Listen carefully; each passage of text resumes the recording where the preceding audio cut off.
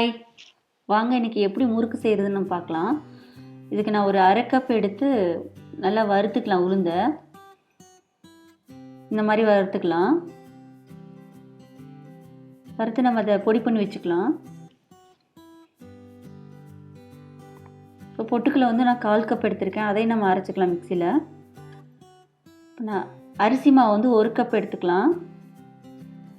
உளுந்து அரை கப், பொட்டுக்கடலை மாவு 1/4 கப் எடுத்துக்கலாம். இதான் மெஷர்மெண்ட். ஸோ ஜீரகம் போட்டுக்கலாம். கொஞ்சம் ஜீரகம் போட்டு சால்ட்டு போட்டு நல்லா மிக்ஸ் பண்ணிடலாம். நம்ம வீட்டிலே முறுக்கு மாவு ரெடி பண்ணிடலாம். சூப்பராக இருக்கும் இது. உளுந்து அரைச்சி போட்டாவே டேஸ்ட்டு செம்மையாக இருக்கும் இது. இது மாதிரி கொஞ்சம் கொஞ்சமாக தண்ணி ஊற்றி நல்லா மிக்ஸ் பண்ணிக்கலாம்.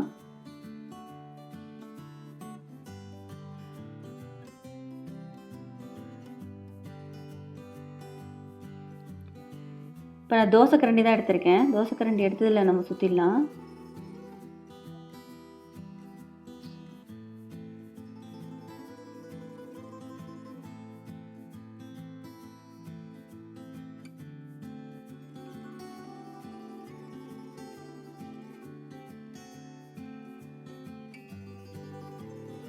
இப்போ எண்ணெயில் போட்டுடலாம்.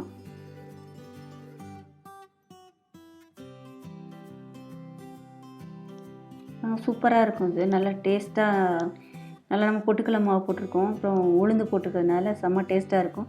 நம்ம முறுக்கு மாவு கடையில் வாங்கணும்னு அவசியமே இல்லை. நம்ம வீட்டிலே செஞ்சு சாப்பிட்டுக்கலாம்.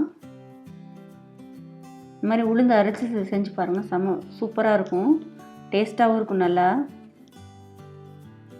பாருங்கள், இப்போ ரெடி ஆயிடுச்சு. நம்ம எடுத்துடலாம்.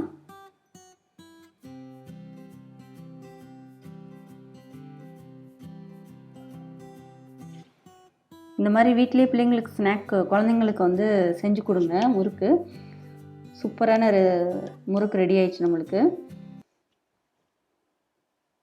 ட்ரை பண்ணி பார்த்துட்டு எப்படி இருக்குன்னு சொல்லுங்கள். பாய்.